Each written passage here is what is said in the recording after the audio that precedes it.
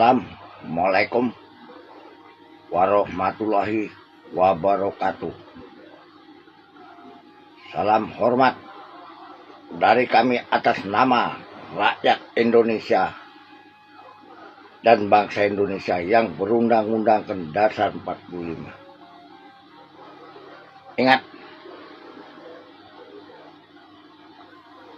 ku peringatkan dan ku anjurkan buat semua bangsa Indonesia dan rakyat Indonesia. Ingat, mulai dari eksekutif, legislatif, dan yudikatif, kami anjurkan buka pintu DPR tanggal 27 Agustus. Buka selebar-lebarnya, yang dikawal dan dijaga oleh TNI dan Polri.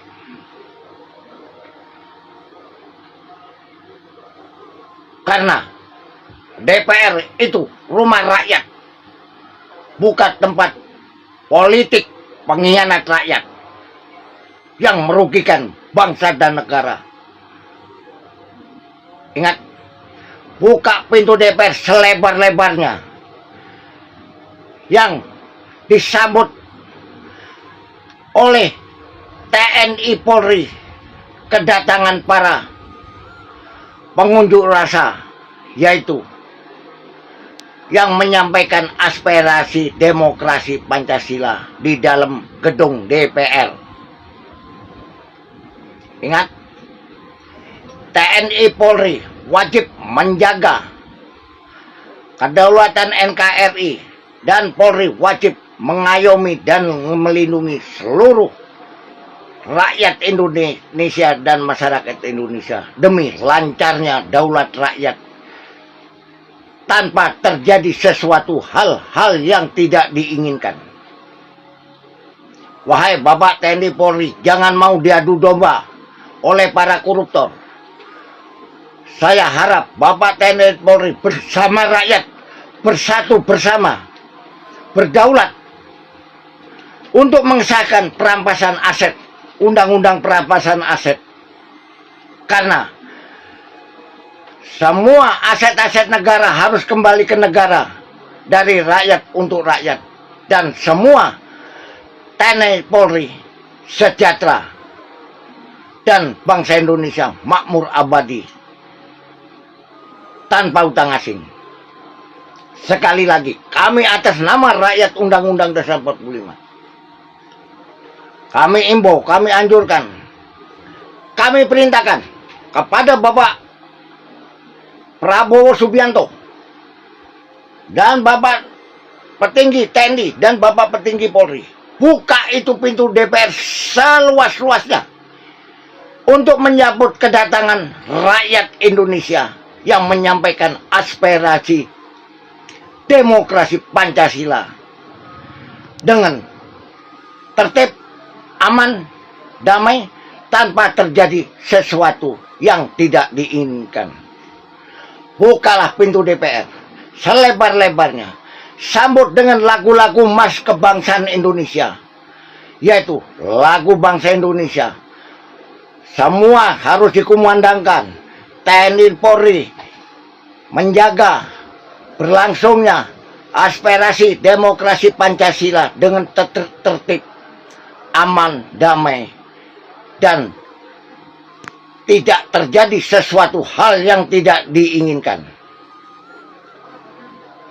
Kami imbau kepada semua pejabat eksekutif, legislatif, dan yudikatif, hormatilah pendapat rakyat, karena hanya rakyatlah yang berkuasa di negeri ini. Selain rakyat, itu pelayan rakyat, digaji rakyat, dikasih fasilitas rakyat, dibiayain rakyat. Sekali lagi, buka pintu DPR yang seluas-luasnya, agar dunia menyaksikan betapa indahnya, betapa bahagianya, betapa tentramnya, betapa humanisnya aspirasi demokrasi Pancasila yang disampaikan oleh rakyat dari Sabang sampai Merauke agar menjadi sejarah dunia, yaitu bersatunya bersamanya TNI Polri beserta masyarakat untuk mengesahkannya undang-undang perampasan aset yang dikuasai oleh pejabat-pejabat biadab yang nggak punya otak, yang kerjanya ngadu domba rakyat sama aparat, dan kerjanya hanya menguasai usaha milik negara untuk memperkaya diri, dan kerjanya juga selalu peraturannya menindas memeras rakyat dengan cara yang tak berberi kemanusiaan, yang bertentangan sama Undang Dasar 40. Salam dariku, bangsa Indonesia yang berdaulat dari Sabang sampai Merauke. Sekali lagi, ayo kita bersama bersatu membentuk pemerintahan Pancasila dan waktu sesingkat-singkatnya. Kalau mau usaha mudah, sembako murah, pendidikan gratis dari tingkat dasar sampai kuliah gratis berikut bukunya, dan berobat gratis tanpa biaya sepeser pun, dan wajib pemerintahan Undang-Undang Dasar 45 memberikan usaha mudah dan sembako murah. Berikut dananya 100 juta per satu usaha dari Sabang sampai Merauke, supaya bangsa Indonesia jadi pengekspor ekonomi pangan dunia, dan bangsa Indonesia tanpa utang asing dengan waktu singkat yang sesingkatnya. Merdeka. Bismillahirrahmanirrahim. Assalamualaikum warahmatullahi wabarakatuh. Om Swastiastu, Shalom, salam kebajikan, salam seni budaya, Rahayu, Rahayu, Rahayu. Bertemu kembali bersama saya Sutardi Bocah Sableng, bocah pencilaan 331. Pada hari ini saya ada di Ponorogo, tepatnya pada tanggal 23 Agustus 2026. Dan sebenarnya saya ingin membuat video-video tentang tulisan-tulisan yang saya bawa. Ternyata setelah saya ada di Ponorogo ini ya, ternyata saya disuruh untuk mempelajari tentang demo pada tanggal 27 Agustus. Jadi kita belum sempat untuk mengupas itu karena petunjuk yang kita dapatkan baru tadi siang itu untuk mengupas tentang demo tanggal 27 Agustus yang akan datang ya. Itu tujuannya kemana, terutama tujuannya kemana ya. Kalau agendanya sih perampasan aset ya, RUU ya, mengesahkan RUU perampasan aset ya, untuk pemberantasan aset seperti itu. Dan di situ saya pelajari tadi itu banyak gendala-gendala yang ganjil dalam kata hati saya. Itu ada keganjilan dalam demo tersebut. Banyak sekali keganjilan yang kita temukan seperti itu. Ganjilan-ganjilan itu apa saja ya? Banyak sekali di situ ya, terutama dari diblokirnya TikTok, yang kedua diblokirnya rekening, terus diblokirnya website ya, WA ya. Nah itu ada keganjilan di situ, terutama pemblokiran rekening. Ini kita pelajari. Ini ada 2 kemungkinan atau 4 kemungkinan ya. Itu kita pelajari penuh tentang pemblokiran rekening ini. Karena apa? Karena dalam pemblokiran itu bisa saja menjatuhkan lawan bisnis ya, seperti itu dari perbankan, terutama bank swasta yaitu Bank Mandiri miliknya Botok ya, itu diblokir. Dan di situ informasi itu banyak sekali komentar-komentar untuk mengambil saldo yang ada di perbankan tersebut ya. Ini nanti akan meluas nanti imbasnya, yaitu dari bank-bank yang lain, imbasnya ke situ.